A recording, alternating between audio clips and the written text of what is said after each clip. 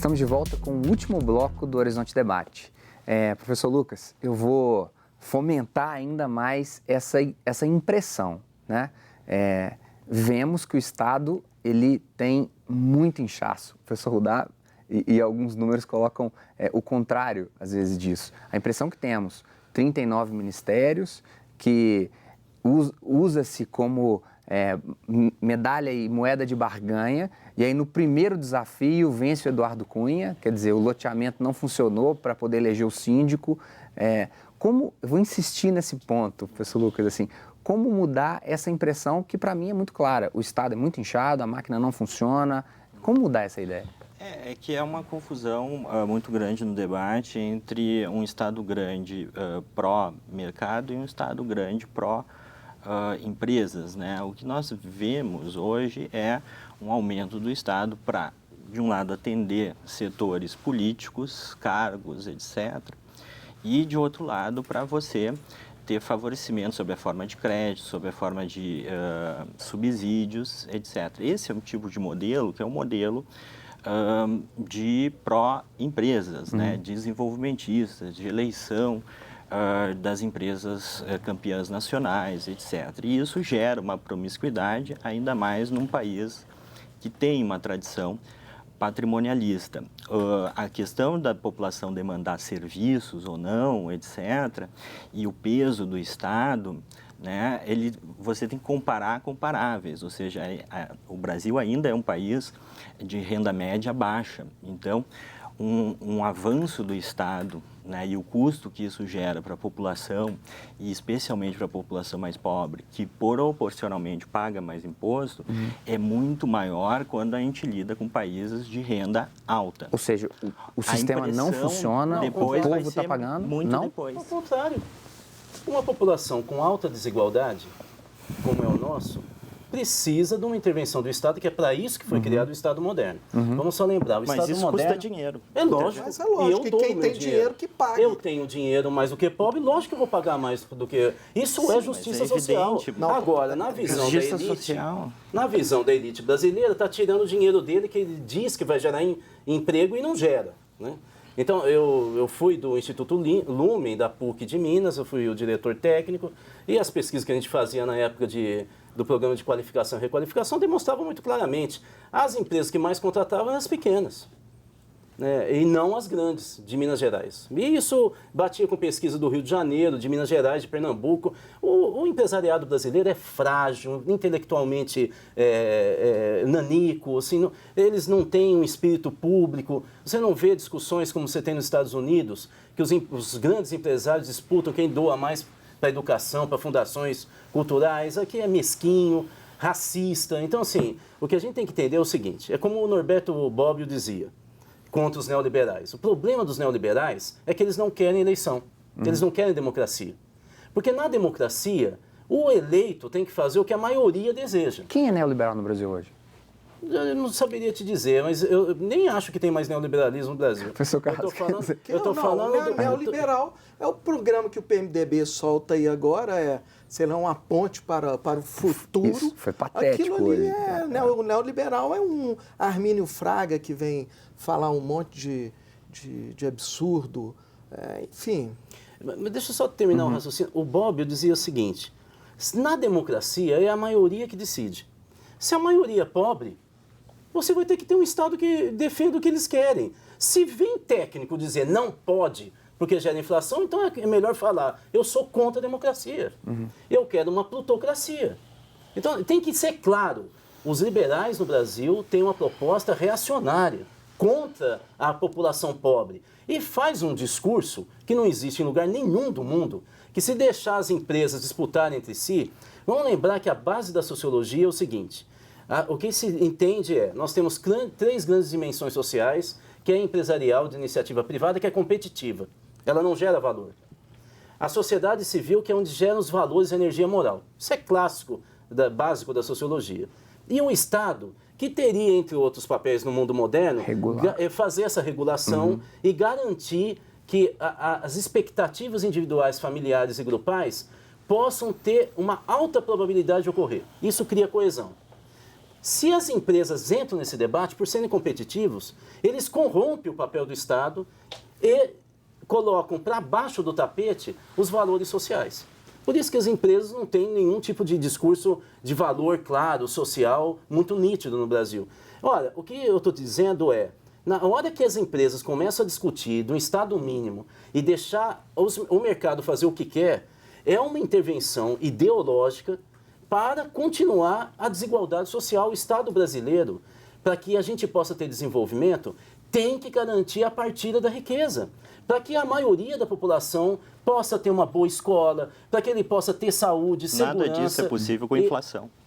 Mas acontece que quem gerou a inflação no Brasil e trabalhou com inflação foram as empresas, especulando com dólar. Que o Estado não tem interesses econômicos específicos, ele tem interesse econômico. As pessoas, quando entram no Estado, não são esses santos que estão pintando de que vão pensar no interesse comum, ou seja, os arranjos de interesse são sempre presentes em qualquer então não há nada diferente com a empresa. Então. Agora, é possível de pensar, professor Carlos? São indivíduos.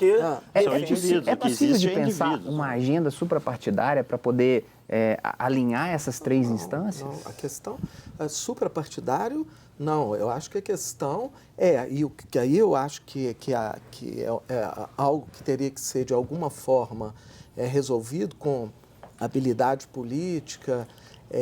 A questão é clarear as posições e a população decide. Ou seja, tem interesses que eles não se conciliam. E isso não é ruim. Se a resolução disso for o voto da população, é a democracia. Então, eu acho que, pelo contrário, né? No caso brasileiro, eu acho que um dos problemas é uma certa tendência a tentar conciliar interesses que são interesses contraditórios. Agora o que seria uma agenda suprapartidária para poder tentar mudar o sistema que o professor Lucas havia colocado? É a discussão da reforma política? É o distritão, o distritinho? Isso eu acho super complicado. Foi mexer com reforma política, acaba piorando. Acho que nós não temos consenso sobre reforma política. Acho que algumas intervenções tópicas podem melhorar esse presidencialismo Por de colisão faliu? Como o Rudá falou, exigir democratização interna dos partidos. Não é que os partidos tenham, por exemplo, partidos que... Se esse sistema faliu, o que tem agora? Você fala de uma agenda. Vamos por partes, de novo. Até mesmo porque a gente está aqui numa televisão que é acolhida por uma instituição confessional. Sim. Então, nós temos que ter valores. A primeira questão básica é o seguinte: nós temos que garantir emprego, que é a base da dignidade humana, moderna, e nós temos que garantir o consumo popular que foi instituído nos últimos 10 anos. Ponto. O pai, ele tem que dar dignidade para o filho dele e ele vai para a escola, vai comer bem, ele vai poder pegar um avião de vez em quando e visitar a avó no Nordeste, no Sul, onde for. Ou seja, tem que ter roupa. Isso é da dignidade humana. Não é possível fazer um discurso que isso gera inflação. E se gerar, que gere. Tá certo? Isso aí tem que ser muito claro. Porque quando não tem inflação na história do Brasil, não diminuiu a desigualdade social. Então é um discurso falacioso de que a inflação corrói, aumenta a desigualdade. Professor, te peço concisão para eu passar, porque eu tenho um pouquinho de tempo para fechar. Então vamos lá. Primeira questão é emprego e segunda é garantia da qualidade de vida. Ponto. Isso é o básico. A partir daí, nós podemos pegar e fazer uma discussão sobre de onde vem esse recurso. E eu falei uma das possibilidades. Uma das possibilidades é acabar com a sonegação dos ricos. Segundo a Receita Federal do Brasil, as 300 maiores empresas do Brasil que sonegam em média 154 milhões de reais cada uma. Soma que você vê que grande parte desse pacote poderia ser resolvido com isso. O problema é que a conciliação de interesse desse governo e da prática lulista, que é uma ruptura com todo o projeto do PT, e a coalizão presidencialista, ele simplesmente destruiu essa pauta e na conciliação de interesse você não tem mais como punir ninguém. Só passar o fechamento. A conta não fecha. Com inflação difícil, professor Lucas. Eu diria que é impossível. A gente já tentou isso ao longo da década de 80 e meados da década de 90, ou seja, não há diminuição de desigualdade, não há retirada da pobreza, que é mais importante, inclusive, né? O que acontece é que eu acho que é uma confusão muito grande de que, de alguma forma, garantir emprego, etc., é algo grátis, que é o dinheiro cai do céu. E gastar tem uma repercussão enorme, especialmente para aqueles que não conseguem ter recursos para comprar favorecimento do Estado. Professor Carlos, professor Godard, obrigado.